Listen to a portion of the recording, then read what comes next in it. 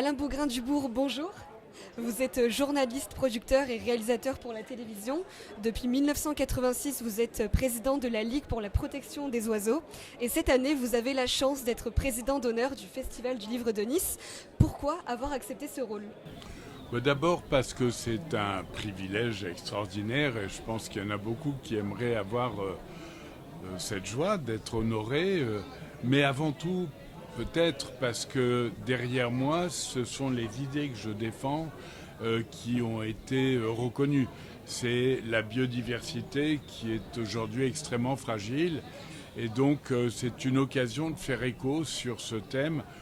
On voit que la question climatique est bien perçue par l'opinion publique. En revanche, le déclin du vivant n'est pas de même niveau.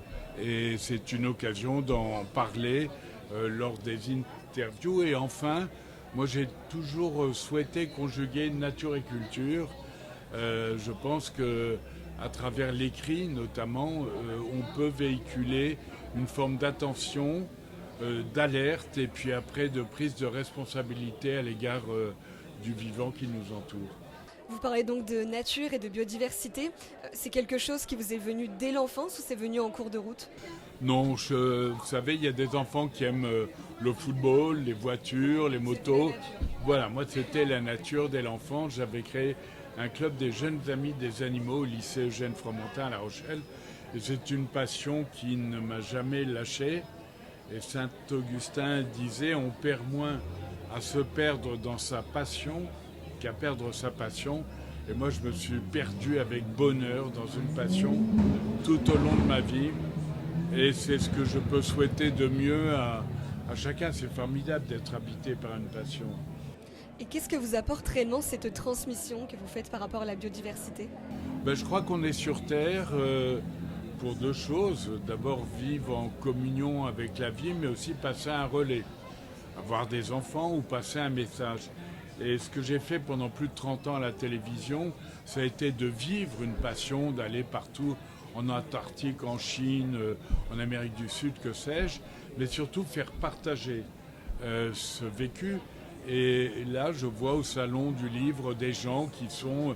Il y avait le conservateur du Muséum d'histoire naturelle de Toulon, il y a des vétérinaires et autres qui sont venus me voir en me disant c'est en voyant vos émissions qu'on a eu à notre tour la vocation. Donc je pense que passer le relais, c'est vraiment le devoir de chaque individu, qu'on soit jeune comme vous, il faut s'y préparer pour l'avenir, ou plus ancien comme moi. Vous avez parlé de voyage, est-ce qu'il y en a un en particulier qui vous a marqué dans votre quête de la protection de la nature ? Bien oui, et contre toute attente, je vais écrire un livre là-dessus, c'est l'Antarctique. Moi, j'adorais les lieux qui débordaient de vie, la savane africaine avec les éléphants, les antilopes, les lions, que sais-je. Et quand je suis parti tourner en Antarctique, je me suis dit, je vais voir quelques manchots, quelques mammifères marins et quoi. Et là-bas, j'ai découvert un lieu magique parce que l'Antarctique illustre la capacité de l'homme à bien se comporter. C'est un continent où, au fond, on a refusé la guerre, on a refusé l'exploitation au bénéfice du partage. Voilà. Et là-bas, les nations, si différentes soient-elles, qui, sur le plan politique, ne sont pas toujours d'accord, parlent le même langage du respect de la vie et de la recherche de la connaissance. Pour vous, nature et partage sont donc synonymes ? Malheureusement, non, ça n'est pas synonyme, mais ça peut le devenir. Il y a des endroits magiques, comme en Antarctique, où on voit qu'il y a des gens qui travaillent. Et dans le monde scientifique, quand vous voyez les deux outils les plus représentatifs, les deux plateformes scientifiques qui sont le GIEC pour le climat et l'IPBES pour la biodiversité, pardon. On constate que ces scientifiques, il y a des Chinois, il y a des Américains, il y a des Russes, il y a des Européens, tout, ils parlent tous le même langage, celui de l'intérêt général. Ça prouve que c'est quand même... il y a un potentiel formidable, notamment dans le domaine de la science, pour éclairer les consciences.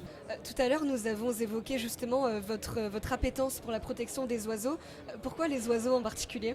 Oh, écoutez, moi j'adorais tous les animaux en général, et singulièrement ceux qu'on n'aimait pas, les rapaces et les reptiles, les serpents. Et je croyais qu'en réhabilitant ces mal-aimés, j'allais sauver toute la planète. Bon. Voilà. Non, les oiseaux, c'est la Ligue pour la protection des oiseaux qui est venue me chercher il y a bien longtemps. Et à l'époque, il y avait 3 salariés dans notre association et 3000 membres. Aujourd'hui, on est 75 000 membres et 700 salariés. C'est la première association naturaliste de France. Donc l'oiseau m'a conduit à l'ouverture sur l'ensemble du vivant. Après tout, l'oiseau représente la liberté, c'est ce qu'on cherche actuellement, il me semble. Voilà, il incarne. Et puis, il est l'indicateur de l'état de la biodiversité scientifiquement reconnu. Quand l'oiseau a des populations en nombre, c'est tout le cortège du vivant, les petits batraciens, les insectes, les mammifères, qui s'épanouit. En revanche, quand les oiseaux disparaissent, c'est la biodiversité qui s'estompe. Or, on constate actuellement qu'on perd 20 millions d'oiseaux chaque année en Europe. On a perdu 800 millions d'oiseaux en 4 décennies. Donc ça illustre la dégradation totale du vivant chez nous à travers les oiseaux. Et je terminerai là-dessus, mais qu'est-ce que ça vous procure comme sensation de rencontrer vos lecteurs aujourd'hui? C'est très émouvant parce que quand on écrit, on se demande si on va être lu, évidemment, et quand on voit des gens qui reviennent sur des propos que vous avez tenus en disant bah, « tiens, ça j'ai aimé », une espèce de communion qui se constitue, et puis c'est un éclairage pour les bouquins à venir parce qu'on voit ce que les gens espèrent, attendent. C'est un moment très délicieux, voilà, c'est un moment de paix. Vous avez d'autres projets? Oui, là je sors en novembre, la biodiversité pour les nuls. Et je vais l'offrir à tous les ministres. Très bien, merci beaucoup.